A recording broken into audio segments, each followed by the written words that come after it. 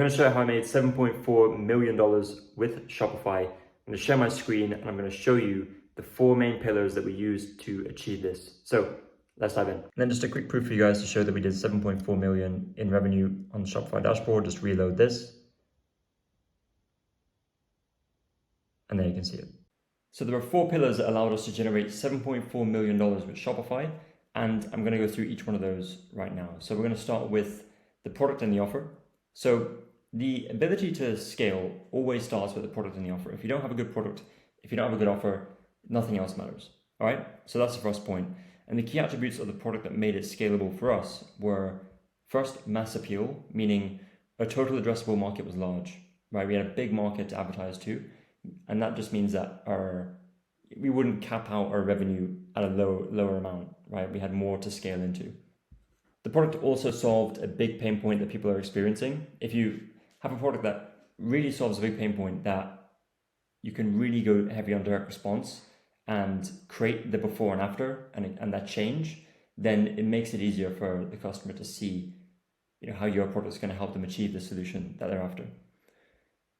And then third, the unique mechanism. This is a key differentiator to competing products. This is really, really important as well, because if your product is the same as everyone else's, or maybe you're just competing on price, then you don't have that key differentiator that's going to allow you to create a moat around your business. And a moat is the thing that protects you against competitors, something that's different, right? So this could be the specific formulation, the ingredients that you use. It could be the way the product is made. Maybe it lasts longer because it has something specific to it.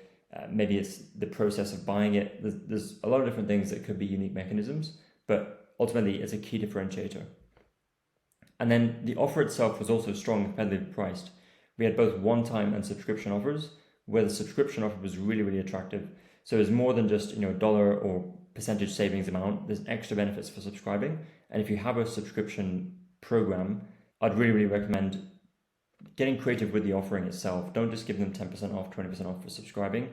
Give them bonuses, right? Maybe it's faster shipping. Maybe it's access to information that is going to help them with the product. Maybe it's a bonus or a free gift that comes with the product every month or something like that, right? Just making the perceived value even higher, right? And you're going to see why this is important in just a moment. So that's the product and the offer. Then comes sustainable new customer acquisition. So you have a great product, you have a great offer, but now you need to acquire customers. And it's not just about acquiring customers, it's about acquiring customers at a cost that makes sense for your business and your margins. So to scale, we needed to crack one paid ads platform first. And for us, this was Facebook ads. The reason why we focused on one platform to begin with is because we need to focus. We know our audience is on Facebook and Instagram. All we need to do is make it work.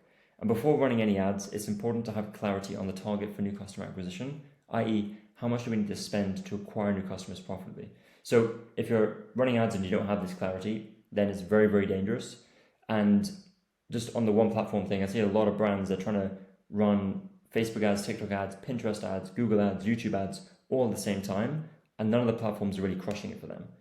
We like to focus on one platform first and really make it work and really find scale before we start spending time on other platforms, okay? The one caveat to that is that we do run Google ads, just kind of the non-negotiables on Google ads, brand, performance max, some shopping if it makes sense. But in terms of actually going deeper into Google, we don't really do that until our meta ads are working, okay? So the strategy, and this is the strategy for acquiring new customers sustainably. The first point to this strategy is a primary focus on ad creative. So what this means is that there's a deep research on our audience, their pain points, the words they use to describe their situation, what they've tried before that's failed, and more. And from this research, we extract angles. And angles are the big themes for our ad creative messaging. Then what we do is we create a mix of ad creative formats, mostly UGC, but also using static and motion graphics. And we test aggressively to find winning angles. And then we go deeper on those angles. All right, so you see how this kind of each flows into the next, and it all starts with the research. The second point is broad targeting. And broad targeting, this worked best for us for scale. We're giving Meta the reins to find the audiences they think will resonate the most with their ad creative and offer. Maybe if you're starting out as a brand, interest audiences will still work for you. But once you try and scale, what I've seen, past 1K a day in ad spend, you really need to start moving to broad. And this is what we've seen, because the audiences that Meta is finding for you with interest and lookalikes are capping out, and you just want to give Meta the reins. It's smart enough to find those customers and already has enough data. The third point to this strategy is optimizing conversion rate and AOV. So what we do is we see these two metrics as a balance, meaning they both need to be in an optimal position to allow us to scale. To measure the effectiveness of this balance, we use the following calculation. AOV multiplied by conversion rate equals $250 minimum, where conversion rate is multiplied without the percentage. So we found that if we can get beyond $250, we have more room to continue scaling our ad spend and revenue on target. And we increase CVR through landing pages, mainly listicle landing pages such as 5 Reasons Why. They work really well for us. And by optimizing the customer experience and format of information on the website itself, we use heat maps, we use Microsoft Clarity, we look at session recordings, and we use that to create hypotheses on how we can improve the customer experience and the format of how we're displaying the information on the website to increase conversion rate. And finally, we increased AOV through price testing. We actually increased the price and upsells throughout the cart and checkout process. So that is our approach and strategy to sustainable new customer acquisition. Once we've acquired customers, now we need to retain those customers, right? This brings me to customer retention and LTV. So quick background, every e-commerce brand is a leaky bucket. What this means is that the brand is acquiring customers only for those customers to never buy from them again. In order to scale and maintain that scale, we need to plug as many holes as we can in the leaky bucket, right? We're never going to have 100% retention, but what we can do is reduce the drop-off and increase the retention to somewhat, 30%, 35% is a really, really good mark of retention. The word used for getting customers to buy from you more than once is retention. So that's what I mean by saying that. And by increasing customer retention, we are also increasing lifetime value, right? So we retain customers through multiple ways. Number one is a subscription offer. I touched on this earlier on, but having a subscription offer means customers will purchase from you again, and you don't have to reacquire that customer. You acquire them once, right? As long as they stay a subscriber, you've only acquired them once for that specific offer, right? And the revenue from subscribers compounds over time, leading to further increases in revenue as you continue to acquire new customers. So we've seen the power of this firsthand with the brands that we work with. And if you acquire a subscriber, that subscriber is a lot more valuable than just acquiring a one-time customer, because they're going to renew, right? And if you have really good retention and low churn with your subscription offer, and by the way, you can improve that by improving the product and the experience, then you're going to see that your revenue start to compound very, very quickly over time, right? Second one is launching new products. So complementary products that appeal to our customers, and they can be sold post-purchase and as upsells on the first purchase, right? So you can do these big launches to create revenue spikes, but also for new customers coming into the funnel and purchasing first time, they can be sold as upsells and also in the post-purchase experience. Third is email and SMS marketing. So sending consistent email campaigns every week and optimize flows that convert existing customers into repeat buyers, really, really important. And we used email and SMS as a way to convert non-subscriber customers into subscribers. So just another way of using email and SMS, but it is retention, and we are acquiring subscribers through email as well.